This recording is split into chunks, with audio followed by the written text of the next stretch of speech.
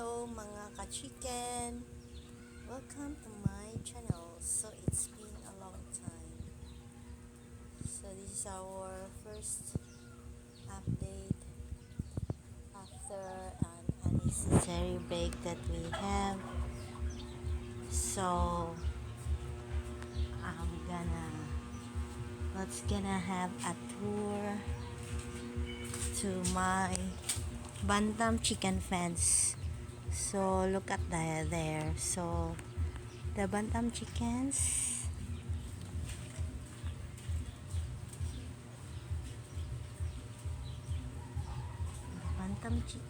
are no longer many. See, so supposed to be, you can say a lot of Bantam chicken over there, but there's none. So but we still have here this one Bantam chicken hen. So let me, ow, sorry. So the remains of my Bantam chicken, the remaining Bantam chicken. So you have here Siski. Look at the feet of Siski. Focus. So Siski has an injury, and because of that injury, Siski able to remain. And this one is Sakura. Are you Sakura? No.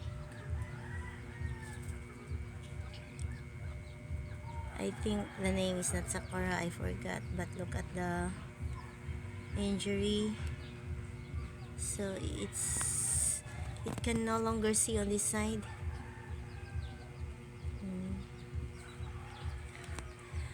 And then so let's have a quick talk on what happened to my Bantam chicken. So during the wake of my father, we gave our Bantam chicken to our neighbors, because if we will continue to have them here, then we will have problem with our chicken pool. And besides, they're too plenty. I can no longer afford to feed them. So that is why we give up almost all our Bantam chicken except those inside the fence. So because those inside the fence can no longer disturb the wake. But then fortunately, our Bantam chicken grows so big. Look at that one. So we receive 3 giant Bantam chickens from our cousin, but during the 40 days of my father, we are going to turn them into roasted turkey. So these giant Bantam chickens will become a roasted giant Bantam chicken. Okay. So hello Rokawa. And then let's move on to here.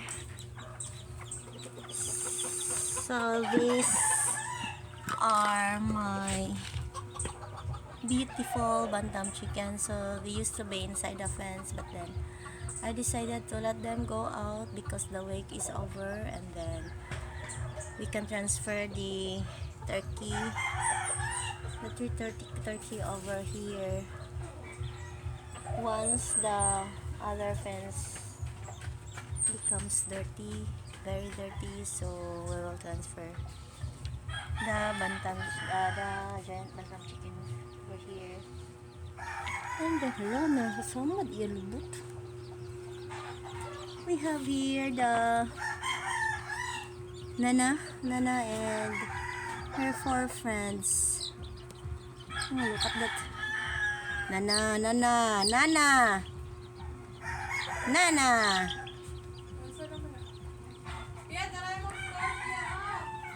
Aw, score dai to dai ang gikuan sa teacher.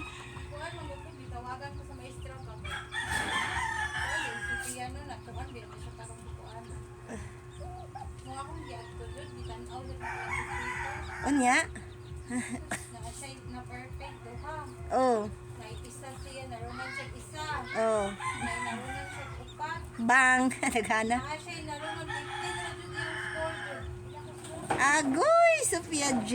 Naakay daghang wakay score. Wa na nagtuon si Sophia J. Napit na ma-zero. Okay. Wa na nagtimaan. Wa na naminaw sa teacher.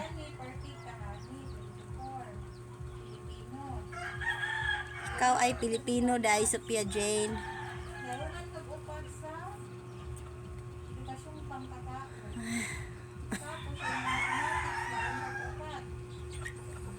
So this is Nana and her 4 friends. They are not the chicks of Nana. We just decided to put Nana as their mother because Nana is a very tame chicken. Look at that.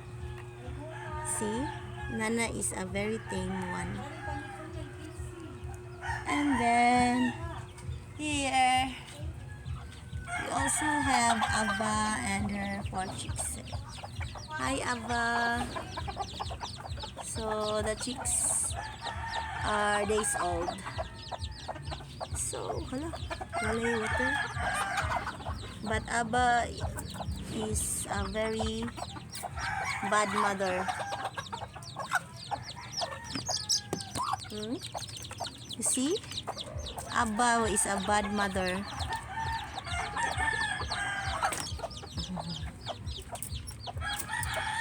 Is a good mother di ay kay protective of the chicks. This one, we are going to give them tower level. And then this one also we are going to give them to one of our family friends. So what remains gonna be this one, the one-eyed rooster and the hens. So that's the update of our Bantam Chicken. So thank you for watching. Bye bye.